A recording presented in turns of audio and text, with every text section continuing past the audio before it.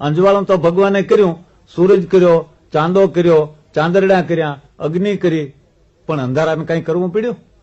એ તો એની મેળે જ આવ્યું ને. હારા ગુણ કરવા હાટું આપણે નિહાલ કરી અને મોટા મોટા આચાર્યો રાખી અને ગુરુકુળ કર્યા, પછી કોલેજો કરી અને એવું હારું હારું ભણાવવાનું કર્યું, પણ માણસને રિહાળવો થવાનું કઈ નિહાલ છે કે? માણસને લોભીઓ થવાની નિહાલ છે? માણસને ક્રોધી થવાની નિહાલ છે? માણસને હીણી નજર કરવાની ક્યાંય નિહાલ છે? આ આસુરી પ્રકૃતિ જે છે એ તો એવી બળવાન છે આ દુનિયાની માલિકોર કે ભગવાન એની સામે ભગવાન દુશ્મન જેવો ઉભો છે તો એનો નાશ ભગવાને શંખ ચક્ર ગદા પદ્મ એટલા 24 અવતાર ધારણ કર્યા આ આસુરી પ્રકૃતિનો નાશ કરવા હાટું.